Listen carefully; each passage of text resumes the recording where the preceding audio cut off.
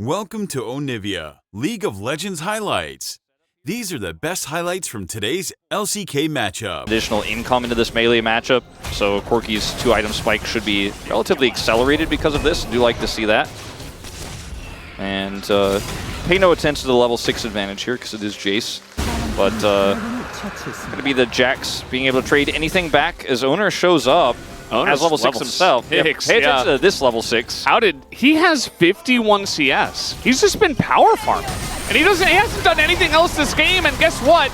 It's a very similar first blood. This time it's over to Zeus, though, instead of Guma, like we saw in game 1. He is. Yeah, I mean, Envy just hit his. Yeah, not quite. Guma's going to back away from the duo as he still has his flash. As now the engage comes on in, Guma is going to be stunned and eventually goes down, but this is a lot that they have to commit to here. They do just trade 1 for 1. I can say that it is good for Bro, though, as it is just their support, I believe, that did go down. Yep, yeah. Braum, and it was Guma as well in the trade. Exactly, so taking away the AD carry, taking away his fall. Does have his Zeke's already completed, and did have that level 6 for the gank, as this is scary. Yeah, just trying to face check into this one. Now Poppy and Braum are very impactful, but the door finally gets held here, but it's still a ton of damage going into everybody as they just stand in it behind the door, but man, they did quite a lot. It's now Envy trying to peel here as we do get the flash away from Young Jay. Where have we seen this before? An MF just getting plates by himself. Yeah, and Zeus getting plates by himself in the top lane. But at the end of the day, this 1v1 is going to happen once again. Guma doesn't have his ult, actually. He's taking a lot of damage already as Envy is looking to take this trade, but eventually does elect to back away. Nick Rain comes down. Guma's still very low on mana. And Envy might look to push the issue here as here comes Palu looking to land a Q of his own, and it's just going to be Envy and also an assist given over to Palu. Yeah, Envy just sees blood in the water there, knows Guma doesn't have ult, and he can just weave his W's through the minions and then hit those auto attacks as Envy. He get punished. Yeah, Envy going for the cleanse as another stun is going to land, and that is just easily collected by Zeus, who is quite fast on the Jace. As now Palu's like, wait, where is everybody? Why am I here alone? What happened? Where am I? He is dead. That's a double kill now for Zeus, who has 3 in the game. Oh, where am I? To maybe get something back. But then over here, let's see what he has to say during this play, because he knows he can W through. That's what he said. He said, I'm fighting. And they're all going to check to see if Keria is rotating over. You can see on the map they have no vision of where Keria is, so very scary. And Envy plays this very well. You never want to just sit in range of the MF autos. You want to be in and out as the Ezreal with a lot more mobility. Rough Morgan, like he was down there, he was helping push, and he's like, all right, now I'm going to lean against the Jace. And ever since then, it's been really rough. As now we get another engage. It's another Chemtech Soul. Man, is Ox sleeping over there? Like, what's going on? Very sad. And doesn't have a turret there. Going to see any commitment to anything here. The Observers are scaring us with the vision toggle. Is somebody hiding behind? In my game 2 of Bro versus T1 round 2 2024 LCK Summer? They just don't really have a good answer except bringing the whole team over to stop it, which this time they have. Basically the whole team. 4 members, and Zeus just runs away. Flash comes in from Palu, and now Faker's going to get a big engage. Does get hit away, but now has to come back. Very awkward for him, but he still has his flash, and now they're looking to turn it as the MF ult is going to get some nice damage down and really just taxi the rest of Bro away from this fight. As T1 still on the chase here, Zeus is gigantic. Rarely hit the shot blast. There it is, goes on to the Jax as Morgan, another one to fall. I mean, this game is essentially just a wash. I mean, it's a tough matchup for the Jax, but with the extra resources Zeus got and those early kills, it's kind of lackluster. It just felt super easy to, oh boy, Envy. He's in a bit of trouble. Oh boy, Keria comes out of left field and down he will go as Faker gonna lock him up, and Palu also on the run, getting taxied down himself. And Shock Blast is gonna miss. T1 just has such great map reads. They have so much experience, right? And they are a top team in the LCK, even if they have stumbled a little bit. And by a little bit, I mean they lost 0-2 to Nongshim in just 1 series. No shade on losing to Gen G, because everybody's lost to Gen G. But it feels like maybe the one person that Morgan could kill is Faker, and now he's got some help from Fate to come on over. Faker's so low, and he will be taken out with that empowered auto. Morgan super low himself, just gonna walk it off, but now we're gonna, he's just gonna disengage with that one. Nice here. They do have to use the Poppy ultimate as well. They're going to be able to get this bounty on this turret here in the top lane.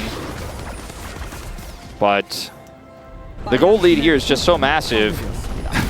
And they even get this inner in the bottom. I mean, yeah. Every time you look at Bro doing a thing, T1 are doing an equal or greater thing on the other side. Extreme safety for Morgan. It's not great that that charge does go off. It does mean the inhibitor is more exposed. Going to be extremely tanky in these fights. Looking for his Warmogs next. Looking for this turret here now is Zeus. Another turret for the Jace. More money. He's not going to be able to get that back. Definitely third item. Yeah, I would say so. 100%. Does he get a third item in this game? That's another question. That was a nice slow, actually. Make a rain onto 3 people. Guma is very much out of position, but so is Youngjae. He's just going to be taken down, and Guma just blasts away. Meanwhile, the rest of Bro is just on the run as in comes Carrier, gets an engage on a 2, but the Braum is doing a good job on the disengage. Not going to help out Envy here as he goes down to Faker's max range ultimate. Going to land it this time. And that is 3 kills over to the side of T1 as they are really running away with this game too. They may have lost to Nomshim. They may have shaken their fans' faith a little bit, but in game 1 of this series, they were able to lock it up in a late game team fight on an Elder. Some good decision making leading up to it. In game 2, it feels like T1 is just back on the horse, Valdez. It looks like this team is crushing Bro the way you would have expected them to do if you looked back, if you turned back time to before that Gen G series, before the Nomshim series. Yeah. This is the T1 dominance that people expected when they saw the strength of schedule. And a win here for T1. They're going for inhibitors now. And this time in this game, you know, Bro, they hit a similar, oh no. I thought he was out. I was like, man, Fate, you're okay, right? Okay, flash away, actually, he's playing it very well. I mean, this teleport, though, means... Goes back in, and actually, Zeus just gonna die. It's 1,000 gold to Corky, but meanwhile... Yeah, that's what I was gonna say. The TP means, guess what? Inhib's down. This is Bro, like, every time you think they got a thing, T1 got more things. Again, Valdez. That has kind of been the name. That's this game. It's just they're getting out macroed because they're so far behind. Yeah, they hit their spikes. They couldn't do anything with it. They don't have the Rakan for the engage. They don't even have the Sejuani for more reliable gauge than the Poppy, like they did in game 1. Definitely feels like they took a couple of steps down in this draft, did Bro. And we're seeing kind of the outcome. Soul Point is potentially on the cards. Oh, whoa! Did Bro even realize? They're like, oh crap, we gotta get out of here. What do we do? Giga Chad goes for the engage, I guess, as now the front line is just being bombarded by MF as everybody comes in. Faker now is going to join the fight, looking for the ult. Everybody backs away, and now Morgan's just going to be bullied in this front line, taken out as a lot of low health bars. We'll see if T1 do want to continue on this. Looks like they do. Envy going to dodge the shock blast. And the Siege kind of lackluster from here. Yeah, I mean, the secondary front line is Guma's ult, and he kept them at bay with that one.